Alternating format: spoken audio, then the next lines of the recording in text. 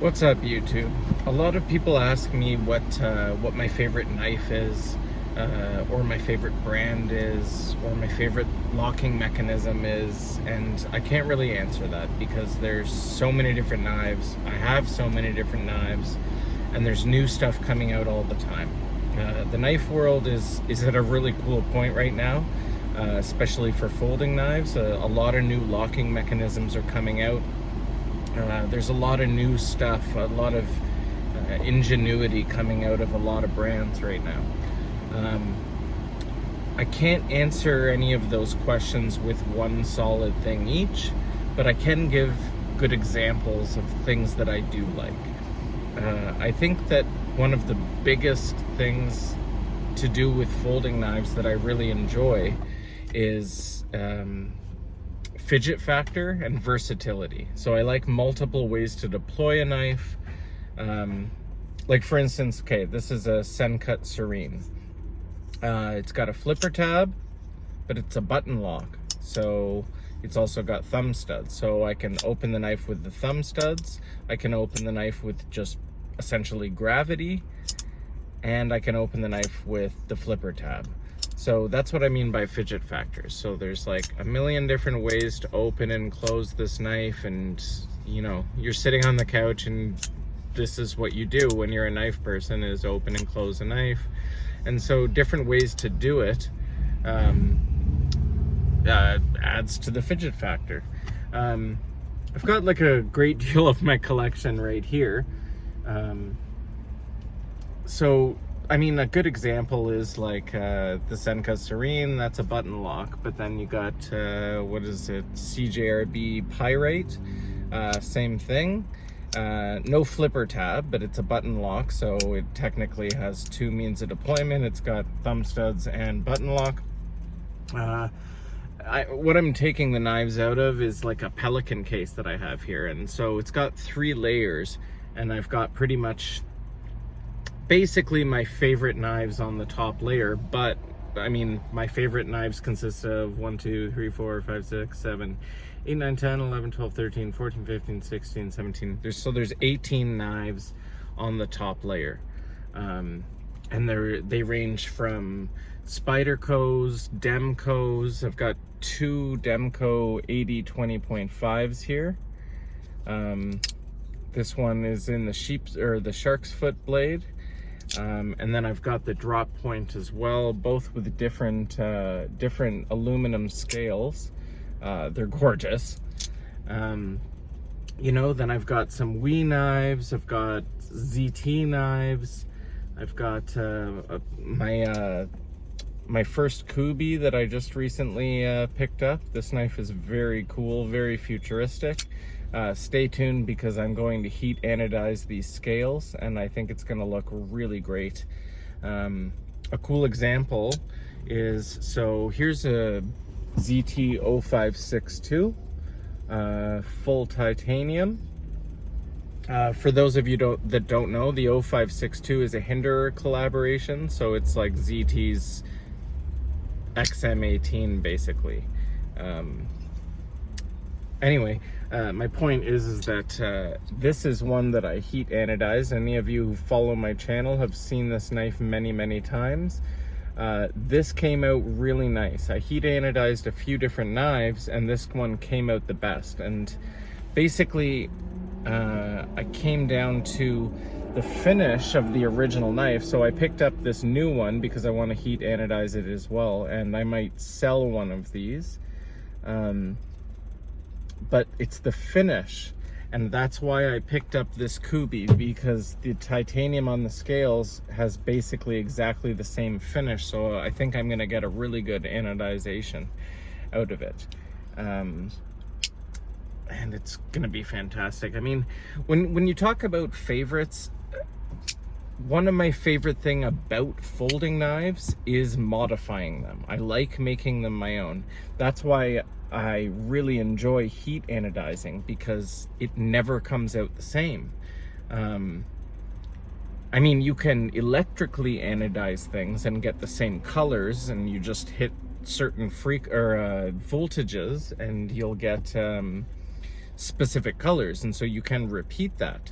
But when you heat anodize, you get a different pattern every time. You get different colors every time. Unless you can hit the exact same heat in all the same spots and it's 100% consistent, you're never going to be able to repeat anything.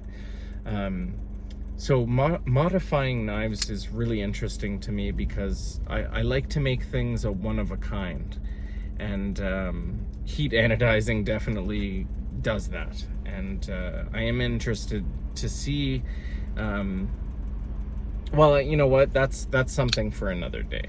So I am going to heat anodize the other 0562, and I'm hoping it comes out just as nice. But again, with what's my favorite, I cannot narrow that down. There's so many cool and different things. Like you saw the Sharks lock earlier. Again, with the button locks. I've got a Wee knife here, the Vision, the Vision R. This has what they call, I believe, the super lock. It's this mechanism right here that acts as the lock. Very interesting and different, very similar to the Shark lock. And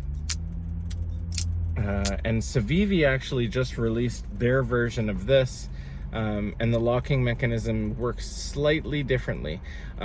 Something that's really weird about this Wee Knives Vision R is that the locking mechanism, if you pull down, which unlocks the knife, and pull out, the whole locking mechanism comes right out of the knife. And from what I've seen, like what I've noticed from doing research on this, the designer, who is Snex, I believe, the whole point to that is that he wanted it to be able to be cleaned really well without taking the knife apart. But I don't really get how the locking mechanism coming out like this, like, what can you clean now that that's out that you couldn't clean even without taking the knife apart? I don't really get the point to it. So I'd like to check out the new Civivi version of this. But that's just another example of a funky lock. I've got two Spyderco Smocks. These are compression lock knives, but with an added button. The fidget factor on these knives is crazy and amazing. This one is in full brass, Flytanium scales, and the other one is in Metenboss black zirconium oil slick. And the action on this is unreal. It is very fidgety, very cool. If some of you don't know, these thumb stud additions that I have on some of my knives, they're just cheap little nothing things. They just you just basically screw them on.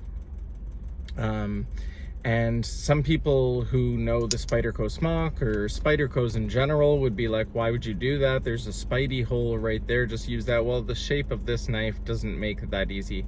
I don't have a lot of dexterity in my hands, so these things make amazing thumb studs and they're awesome.